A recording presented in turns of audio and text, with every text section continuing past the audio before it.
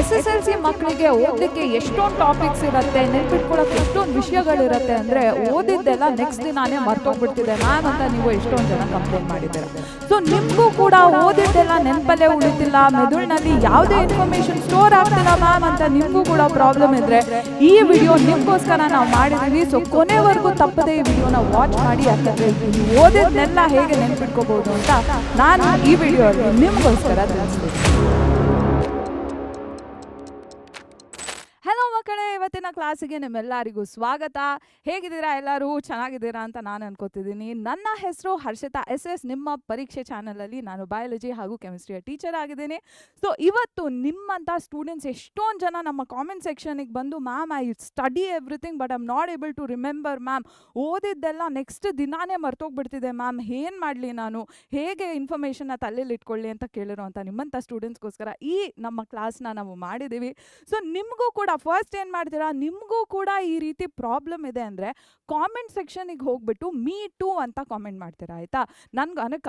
Me to ಅಂತ ಇಂಗ್ಲೀಷಲ್ಲೂ ಮಾಡ್ಬೋದು ಅಥವಾ ಕನ್ನಡದಲ್ಲಿ ನನಗೂ ಕೂಡ ಈ ಏನು ಗೊಂದಲ ಇದೆ ಮ್ಯಾಮ್ ಅಂತ ಕನ್ನಡದಲ್ಲೂ ಕೂಡ ಕಾಮೆಂಟ್ ಮಾಡ್ಬೋದು. ಓಕೆನಾ ಮಕ್ಕಳೇ? ಸೊ ಆಗ ನಮಗೆ ಅರ್ಥ ಆಗುತ್ತೆ ಎಷ್ಟು ಜನ ಸ್ಟೂಡೆಂಟ್ಸ್ಗೆ ಈ ರೀತಿ ಪ್ರಾಬ್ಲಮ್ ಇದೆ ಅಂತ ನಮ್ಗೆ ಅರ್ಥ ಆಗುತ್ತೆ. ಆ್ಯಂಡ್ ಇನ್ನೂ ಏನಾದರೂ ಹೆಲ್ಪ್ ಮಾಡಲಿಕ್ಕೆ ನಾವು ಟ್ರೈ ಮಾಡ್ತೀವಿ. ಸೊ ಗೋ ಅಹೆಡ್, ಕಾಮೆಂಟ್ ಮಾಡಿ. ನಾನು ಕೂಡ me too I face this problem as well ಅಂತ ಹೋಗಿ ಕಾಮೆಂಟ್ ಮಾಡಿ. ಆ್ಯಂಡ್ ಕಾಮೆಂಟ್ ಮಾಡಿದ ತಕ್ಷಣ ನೀವೇನು ಮಾಡ್ತೀರಾ, ಈ ವಿಡಿಯೋನ ಲೈಕ್ ಮಾಡ್ತೀರಾ, because it is very important. ನಿಮ್ಮಂಥ ಮಕ್ಕಳಿಗೆ ನಮ್ಮ ಪರೀಕ್ಷೆ ಚಾನಲ್ ತಲುಪಬೇಕು, ನಮ್ಮ ಈ ವಿಡಿಯೋ ಏನಿದೆ ತಲುಪಬೇಕು. ಯಾಕಂದರೆ ನಿಮ್ಮ ರೀತಿ 8 ಲಕ್ಷ ಮಕ್ಕಳಿದ್ದಾರೆ. ಓಕೆನಾ? ನೀವು ಒಬ್ಬರೇ ಅಲ್ಲ SSLC ಸ್ಟೂಡೆಂಟ್. ಸೊ ನಿಮ್ಮ ರೀತಿ 8 ಲಕ್ಷ ಮಕ್ಕಳೇನಿದ್ದಾರೆ ಅವರಿಗೂ ಕೂಡ ವಿಡಿಯೋ ತಲುಪಬೇಕು ಅಂದರೆ ಕಾಮೆಂಟ್ ಹಾಗೂ ಲೈಕ್ನ ಖಂಡಿತ ಮಾಡಬೇಕು. So go ahead, comment. I will go read your comments and I will see how many of you have liked it also. Okay? So yes, ಬನ್ನಿ ಮಕ್ಕಳ, ತಡ ಮಾಡಿದೆ ವಿಡಿಯೋ ಸ್ಟಾರ್ಟ್ ಮಾಡ್ಕೊಳ್ಳೋಣ. ಯಾಕಂದರೆ ಇನ್ನೇನು ನಿಮ್ಮ ಪ್ರಿಪ್ರೇಟ್ರಿ, ಐ ಥಿಂಕ್ ಈ ವಿಡಿಯೋ ಬರೋಷ್ಟರಲ್ಲಿ ಪ್ರಿಪ್ರೇಟ್ರಿ ಸ್ಟಾರ್ಟ್ ಆಗಿಬಿಟ್ಟಿರತ್ತೆ ಅಥವಾ ಇನ್ನೊಂದು ದಿನದಲ್ಲಿ ಪ್ರಿಪ್ರೇಟ್ರಿ ಸ್ಟಾರ್ಟ್ ಆಗ್ತಿರತ್ತೆ. ಸೊ ನಿಮ್ಮ ಟೈಮ್ನ ಜಾಸ್ತಿ ವೇಸ್ಟ್ ಮಾಡಬಾರ್ದು. So will start the video. What is the focus of this? ಎಷ್ಟು ಓದಿದ್ರೂ ನೆಕ್ಸ್ಟ್ ದಿನಾನೇ ಮರ್ತೋಗ್ಬಿಡ್ತಿದೆ ಮ್ಯಾಮ್.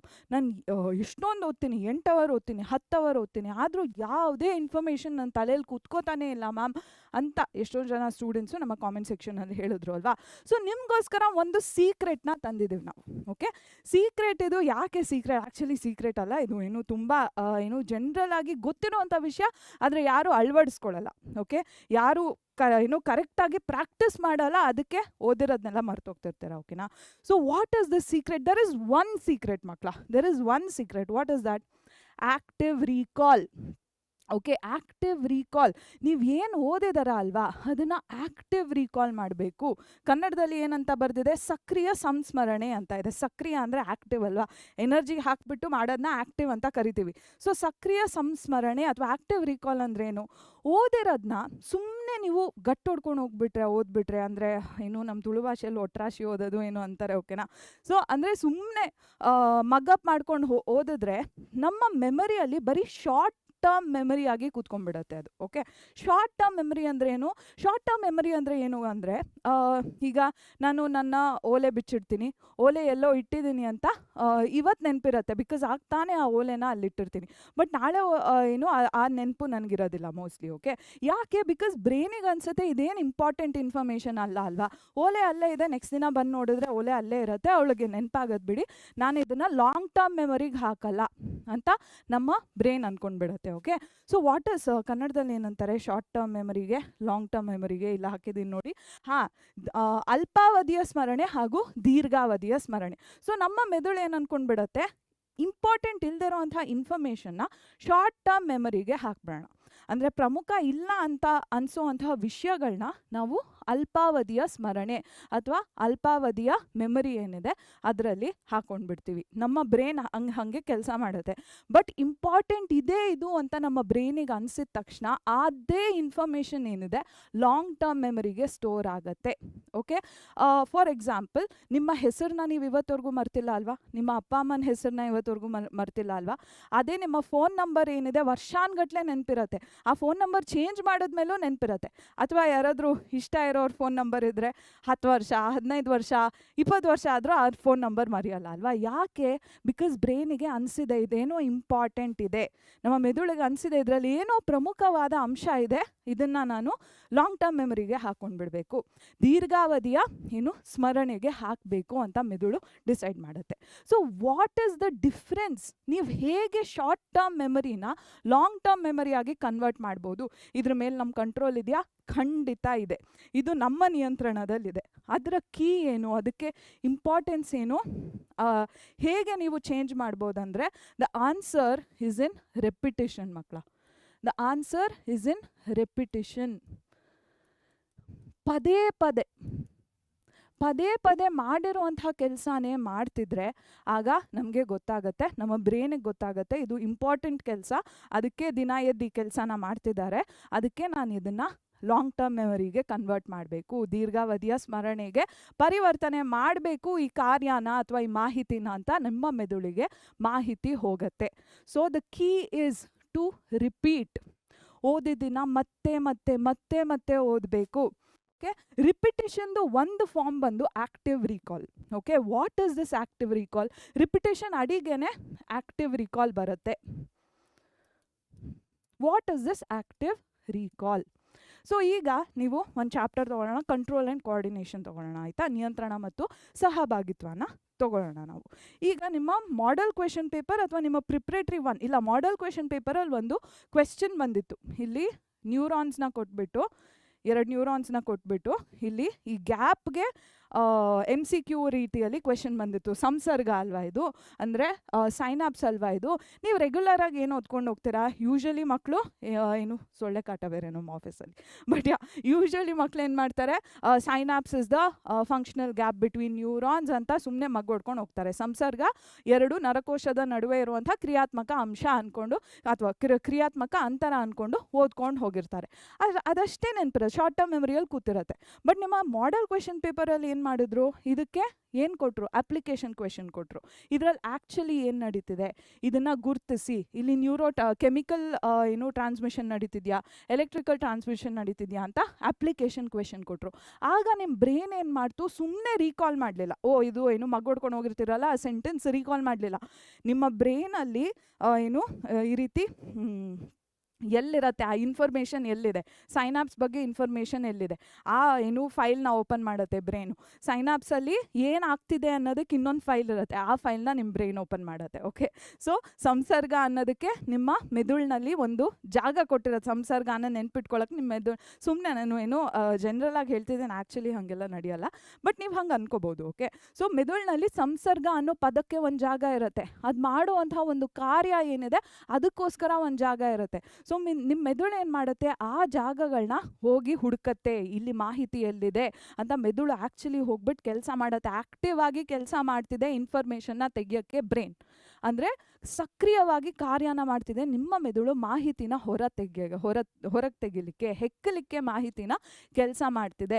ಸೊ ಇದನ್ನು ನಾವು ಆಕ್ಟಿವ್ ರೀಕಾಲ್ ಅಂತ ಕರಿತೀವಿ. ಪ್ಯಾಸಿವ್ ಅಂದರೆ ಸುಮ್ಮನೆ ಅಂದ್ಕೊಂಡೇನು ಇರೋದು, ಅದಾಗೆ ಅದು ಬರುತ್ತೆ ಅದಾಗೆ ಅದು ಹೋಗುತ್ತೆ ಆ ರೀತಿ ಇರೋದು. ಬಟ್ ಆಕ್ಟಿವ್ ಅಂದರೆ ಆ್ಯಕ್ಚುಲಿ ಎನರ್ಜಿ ಹಾಕ್ಬಿಟ್ಟು ಕೆಲಸ ಮಾಡೋದನ್ನ ಆಕ್ಟಿವ್ ಅಂತೀವಿ. ಅಂದರೆ ಶಕ್ತಿ ಹಾಕಿ ಮಾಡುವಂತಹ ಕೆಲಸನ ನಾವು ಸಕ್ರಿಯ ಕ್ರಿಯೆ ಅಂತ ಕರಿತೀವಿ ಅಲ್ವಾ.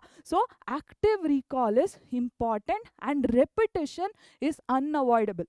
ನೀವು ಏನನ್ನ ನೆನ್ಪಿಟ್ಕೋಬೇಕಂದ್ರೂ ರಿಪೀಟ್ ಮಾಡಲೇಬೇಕು ಅದನ್ನು. ನೀವು ಲೈಫಲ್ಲಿ ಎಷ್ಟು ಸತಿ ನಿಮ್ಮ ಹೆಸರನ್ನ ರಿಪೀಟ್ ಮಾಡಿರ್ತೀರಾ, ಎಷ್ಟು ಸತಿ ನಿಮ್ಮ ಅಪ್ಪ ಅಮ್ಮನ ಹೆಸರನ್ನ ರಿಪೀಟ್ ಮಾಡಿರ್ತೀರಾ, ಎಷ್ಟು ಸತಿ ಆ ಪರ್ಸನ್ದು ಫೋನ್ ನಂಬರ್ನ ರಿಪೀಟ್ ಮಾಡಿರ್ತೀರಾ ಅಲ್ವಾ.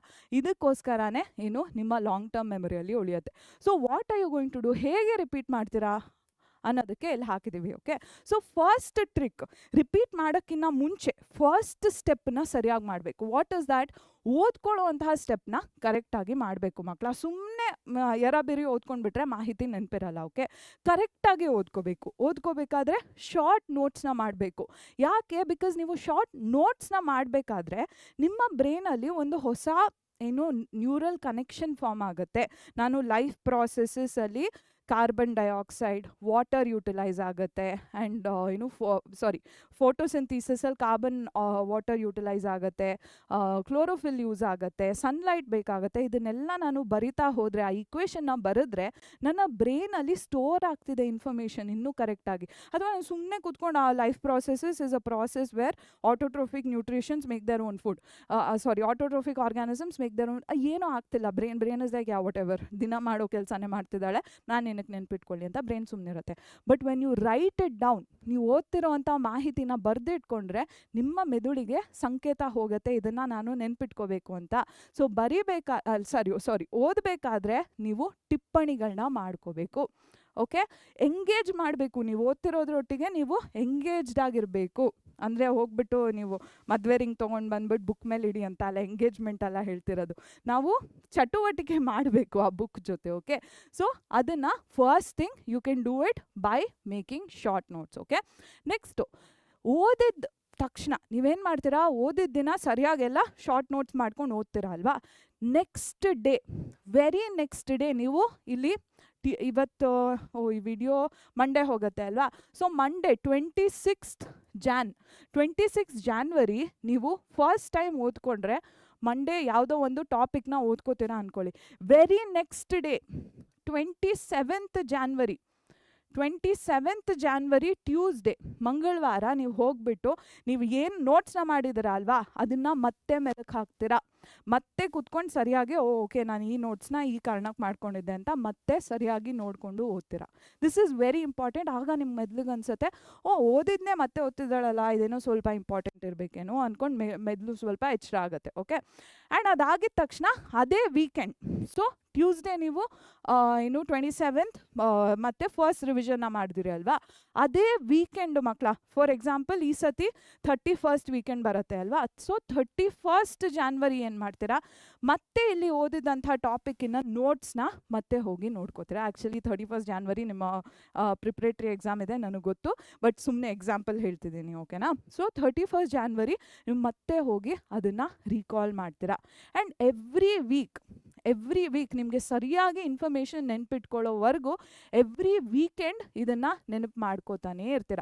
ಮಂಡೇ ಓದಿದ್ದು, ಟ್ಯೂಸ್ಡೇ ಓದಿದ್ದು, ವೆನ್ಸ್ಡೇ, ಥರ್ಸ್ಡೇ ಎಲ್ಲ ಓದಿದ್ದನ್ನ ಸ್ಯಾಟರ್ಡೇ ನೆನಪು ಮಾಡ್ಕೋತೀರಾ. ಆ್ಯಂಡ್ ಸ್ಯಾಟರ್ಡೇ ಏನೇನು ನೆನಪು ಮಾಡ್ಕೊಂಡಿದ್ದೀರಾ ಅಲ್ವಾ, ಅದನ್ನು ನೆಕ್ಸ್ಟ್ ಸ್ಯಾಟರ್ಡೇ ಮತ್ತೆ ಹೋಗಿ ವಿಸಿಟ್ ಮಾಡ್ತೀರಾ. ಇದನ್ನು 2 months ಮಾಡಿದ ತಕ್ಷಣ ನೆಕ್ಸ್ಟ್ ಮಂತಿಂದ ಇನ್ಫಾರ್ಮೇಷನ್ ಏನಿದೆ ನಿಮ್ಮ ಮೆಮರಿಯಲ್ಲಿ ಕೂತು ಬಿಡುತ್ತೆ. ಓಕೆ, ನಿಮ್ಮ ಮೆಮರಿಯಲ್ಲಿ ಹಂಗೆ ಹಾಕಿರೋ ಥರ ಅಲ್ಲೇ ಇರುತ್ತೆ, ಎಲ್ಲೂ ಹೋಗಲ್ಲ. ಸ್ಮರಣೆ ಮಾಡ್ಕೊಳ್ಳೋ ಅಂಥ ನೆಸೆಸಿಟಿನೂ ಇರಲ್ಲ, ನೀವೇ ಬೇಡ ಅಂದ್ರೂ ಆ ಇನ್ಫಾರ್ಮೇಷನ್ ಕೂತ್ಕೊಳ್ಳುತ್ತೆ. Okay, so this is the key. ಇದನ್ನು ಎಕ್ಸಾಕ್ಟ್ಲಿ ಹೇಗೆ ಮಾಡಬೇಕು, ಇದರ ಹಿಂದೆ ಇರುವಂತಹ ಸೈಂಟಿಫಿಕ್ ರೀಸನ್ ಏನು ಅಂತ ನಾನು ಈ ವಿಡಿಯೋದಲ್ಲಿ ಸ್ಟಾರ್ಟಿಂಗ್ ಆಫ್ ದ ಇಯರಲ್ಲೇ ಮಾಡಿದ ವಿಡಿಯೋ ಇದು. ಏನಿದು ಟಾಪರ್ಸ್ ರಿವೈಸ್ ಲೈಕ್ ದಿಸ್ ಅಂತ ವಿಡಿಯೋ ಮಾಡಿದ್ದೀನಿ. ಈ ವಿಡಿಯೋಲ್ಲಿ ವೈಜ್ಞಾನಿಕ ಕಾರಣ ಏನು, ಈ ನಾನು ಹೇಳ್ತಿರೋವಂಥ ಈ ಟ್ರಿಕ್ ಏನಕ್ಕೆ ವರ್ಕ್ ಆಗುತ್ತೆ, ಹೇಗೆ ವರ್ಕ್ ಆಗುತ್ತೆ ಅಂತ ಎಲ್ಲ ಈ ವಿಡಿಯೋದಲ್ಲಿ ಹೇಳಿದ್ದೀನಿ. ಇದನ್ನು ಕೂಡ ಒಂದು 10 minutes ವಿಡಿಯೋ ಇರುತ್ತೆ ಅಷ್ಟೇ. ಈ ವಿಡಿಯೋನ ಕೂಡ ನೀವು ವಾಚ್ ಮಾಡಬೇಕಂದ್ರೆ ನಮ್ಮ ಕಾಮೆಂಟ್ ಸೆಕ್ಷನಲ್ಲಿ ಈ ವಿಡಿಯೋ ಲಿಂಕ್ ಹಾಕಿರ್ತೀನಿ, you can go watch this video. Next ನಿಮಗೆ ಇನ್ನೊಂದೇನು ಹೇಳಬೇಕಿತ್ತು, ಇನ್ನೊಂದಷ್ಟು ವೇಸ್ ಇರುತ್ತೆ ನೀವು ಆ್ಯಕ್ಟಿವ್ ರೀಕಾಲ್ನ ಮಾಡಲಿಕ್ಕೆ. ಓಕೆನಾ, ಸಕ್ರಿಯ ಸ್ಮರಣೆ ಅಂತ ನಾನು ಏನು ಹೇಳಿದೆ, ಇದನ್ನು ಮಾಡಲಿಕ್ಕೆ ಇನ್ನೊಂದಷ್ಟು ವಿಧಾನಗಳನ್ನ ಹಾಕಿದ್ದೀನಿ. ಫ್ಲ್ಯಾಶ್ ಕಾರ್ಡ್ಸ್ನ ಮಾಡ್ಕೋತೀರಾ. ಸೊ ಫ್ಲ್ಯಾಶ್ ಕಾರ್ಡ್ಸ್ ಅಂದ್ರೇನು ಮಕ್ಕಳ, ಇಲ್ಲಿ ಒಂದು ಪೇಪರಿನ ಒಂದು ತುಂಡನ್ನು ತೊಗೋತೀರ ಆಯಿತಾ. ಪೇಪರ್ದೊಂದು ಪೀಸ್, ಅಂದರೆ ಸುಮ್ಮನೆ ಹರಿದ್ಬಿಟ್ಟು ತೊಗೋಬೇಡಿ, ಕ್ಲೀನಾಗಿ ಒಂದು ಸ್ಕ್ವೇರ್ ಆಗಿ ಕಟ್ ಮಾಡಿ, ಒಂದು ಚೌಕದ ರೀತಿ ಕಟ್ ಮಾಡಿಬಿಟ್ಟು ಪೇಪರಿನ ಸ್ಕ್ವೇರ್ ತೊಗೋತೀರ. ಇಲ್ಲಿ ಫ್ರಂಟಲ್ಲಿ ಒಂದು ಕ್ವೆಶನ್ನ ಹಾಕೊಳ್ಳಿ, ಅಥವಾ ಯಾವುದೇ ಒಂದು ಮೇ ಬಿ ಕೆಮಿಸ್ಟ್ರಿಯಲ್ಲಿ ಫಾರ್ಮುಲಾಸ್ ನೆನ್ಪಿಟ್ಕೋಬೇಕು ಅಂದರೆ ನಾನು ಇಲ್ಲೇನು ಮಾಡ್ತೀನಿ, ಅಲ್ಯೂಮಿನಿಯಂ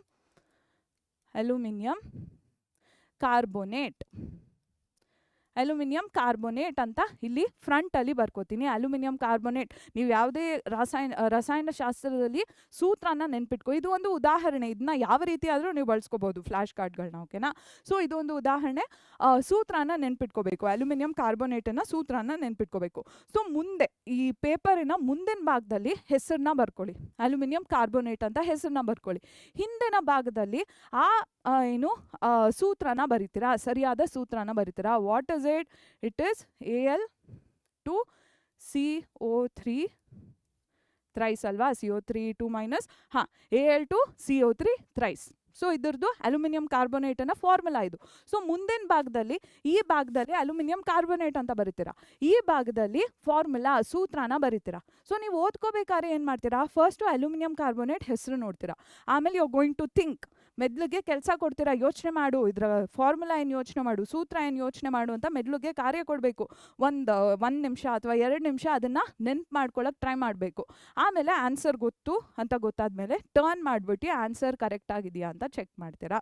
ಅಥವಾ ತಪ್ಪಿದ್ರೆ ಕೂಡ ಓಕೆ ಆನ್ಸರ್ ತಪ್ಪಿದೆ, ನೆಕ್ಸ್ಟ್ ಟೈಮ್ ನಾನು ಸರಿಯಾಗಿ ಮಾಡಬೇಕು, ಸರಿಯಾಗಿ ಓದ್ಕೋಬೇಕು ಅಂತ ಫ್ಲ್ಯಾಶ್ ಕಾರ್ಡ್ನ ಪಕ್ಕಕ್ಕೆ ಇಡ್ತೀರಾ. ಇದೇ ರೀತಿ ನೀವು 100, 200, 400 ಫ್ಲ್ಯಾಶ್ ಕಾರ್ಡ್ನ ಮಾಡ್ಕೊಂಡು ಇಟ್ಕೋಬಹುದು. ಓಕೆ, ಸೊ ಎಲ್ಲ ಟಾಪಿಕ್ಕಿಗೂ ಒಂದು ಫ್ಲ್ಯಾಶ್ ಕಾರ್ಡ್ನ ಮಾಡ್ಕೊಂಡು ಇಟ್ಕೋಬಹುದು.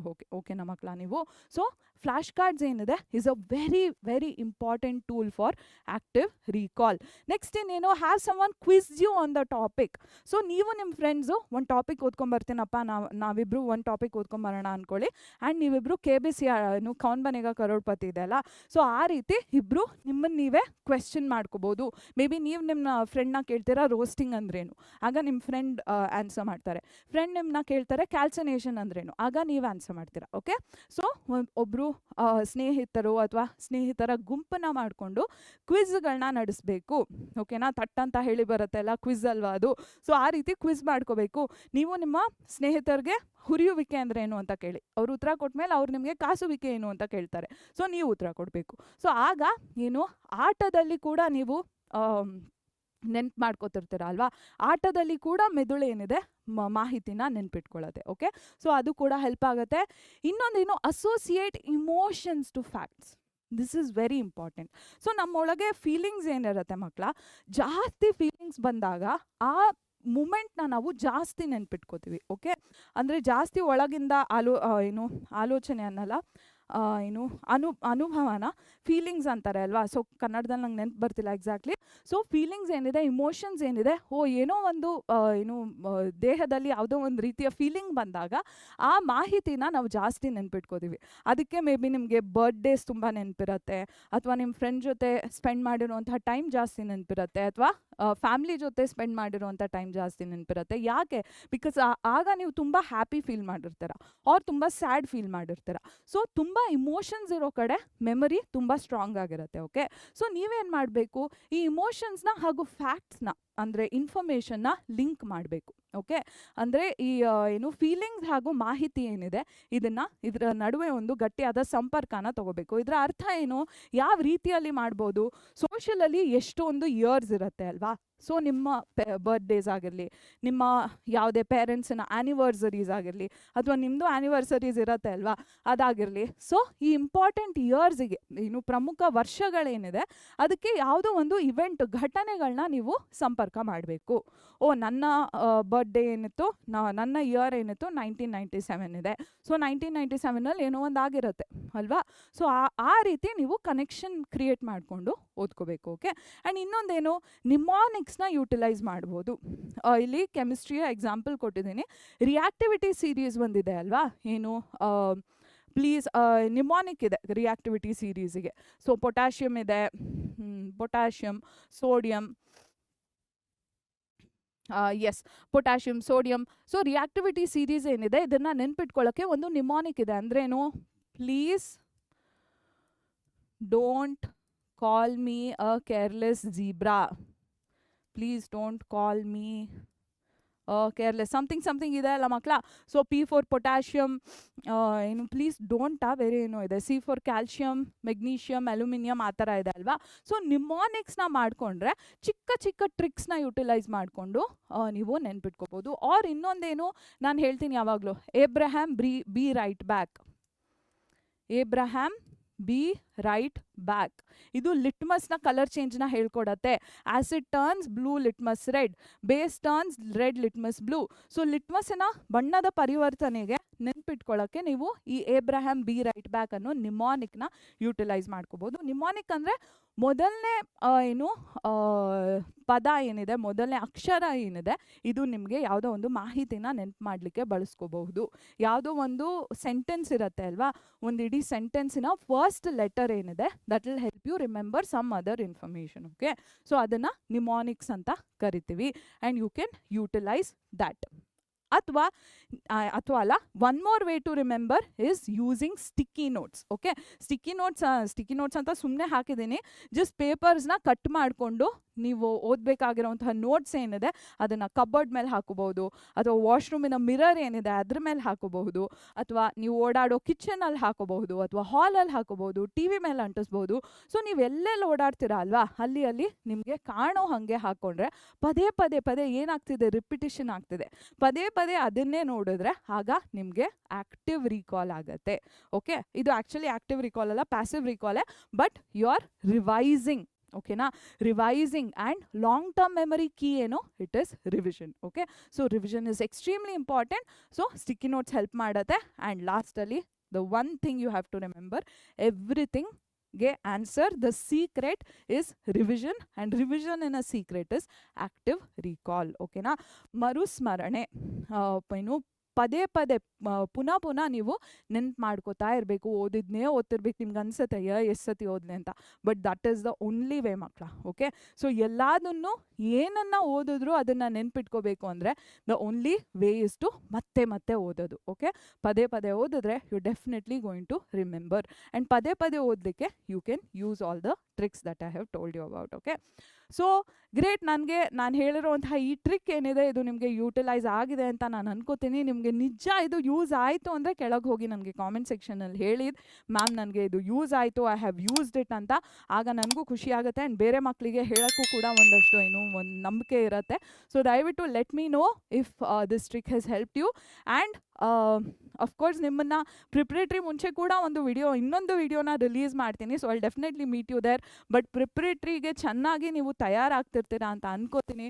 ನಾಳೆ ಎಕ್ಸಾಮ್ ಇದ್ದರೆ ಆಲ್ ದ ವೆರಿ ಬೆಸ್ಟ್. ನಾಳೆ ಯಾರ್ಯಾರಿಗೆ ಎಕ್ಸಾಮ್ ಇದೆ ಅಲ್ವಾ, all the very best. You ಚೆನ್ನಾಗಿ ಮಾಡಿ, you can definitely ace it. ಓಕೆನಾ ಮಕ್ಕಳ? So thank you so much for joining us today. I will see you in the next video.